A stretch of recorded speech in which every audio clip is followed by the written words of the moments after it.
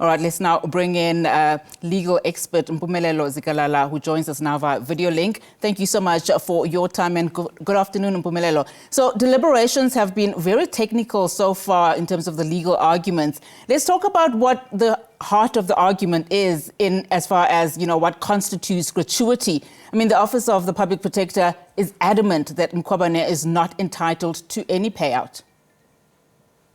Good afternoon to you and also to your viewers. Yes, you are correct in saying that the definition of the word gratuity is the one which is the bone of contention and what and when should it apply.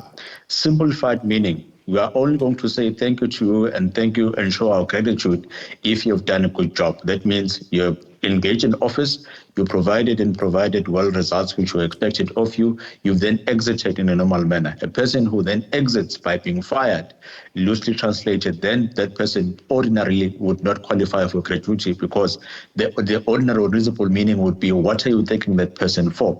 Which is what the Office of the Public Protector is saying. They're saying that if it were that you exited from office in a manner which is normal, meaning you're not fired by a certain committee and by Parliament and also by the President, then the gratuity would have applied to you. But in a case in which you've been technically fired, you've been found not to be up to the standards in which legislation employs you to be in, then there's no gratuity which is going to be paid over to you. They even went further to even defining that when it comes to the condition of service and it comes to the manner in which legislation has defined what is applicable to you, that word gratuity is not there, which then means it would have been the intention of the legislature to say any gratuity which is paid would be at the discretion of the Public Protector's Office and probably the government and based on the performance of the individual that has been there.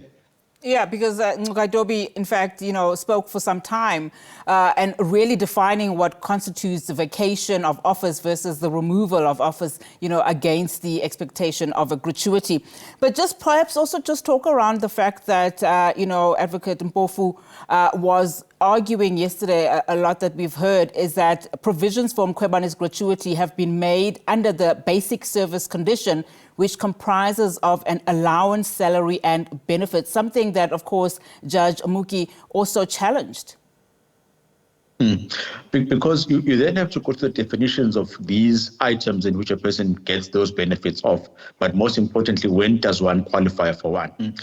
Well, African Prof was saying, if it has been defined as part of the things or the benefits or the interest that must come to Advocate Mkhwebane, then regardless of how the exiting process or the reason for the exiting took place, then she's entitled to it. Meanwhile, Advocate Kholeka was saying on the other side, no, it doesn't work that way. You are only going to be entitled to things which are formidable to you. And when it comes to one of the benefits or the interest that the discretionary process involved in it, then you're not going to be entitled to that if certain requirements have not been met. In this case being, did you perform in an exemplary manner within that particular position? If the answer is yes, then those are applicable to you. However, if you have been fired, for a lack of a better word, then you can't be thanked for doing the job if the exit process was not one which was amicable between the parties.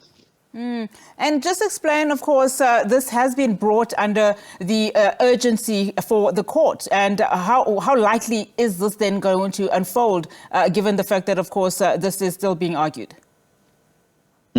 Well, I think on the part of agency, the court will look at four provisions of saying, is there a right that we need to protect? Is it a matter of life and death? And the other alternative remedies which are applicable to the parties. And on the balance of probabilities, who's more likely to win. So the court may choose to say, we're dismissing this matter purely based on the lack of agency. Or the court would say, yes, the agency is not there. However, for the benefit or for the interest of justice, we are going to deal with the merits because we want to end this matter now and not to leave any room for error. It is the interest of the courts, the sole purpose of the courts, to resolve any disputes that are going to be there. And it shouldn't be that the courts are going to dismiss applications or its role just because technical requirements have not been met. But on the basis of agency, in my humblest opinion, maybe on the basis of agency is not that urgent. There are also remedies that could have been traversed before we get there. There is another process that could have been gone to, and it's not really a matter of life and death. Things can be processed at a later stage. You do not need to translocate the court measures and the court times just so you get the relief in which you are seeking. I mean, a lot of people will ask, why are we still here? Because at the end of the day, Mkhwebane was impeached for misconduct and incompetence last year following that Section 194 parliamentary inquiry.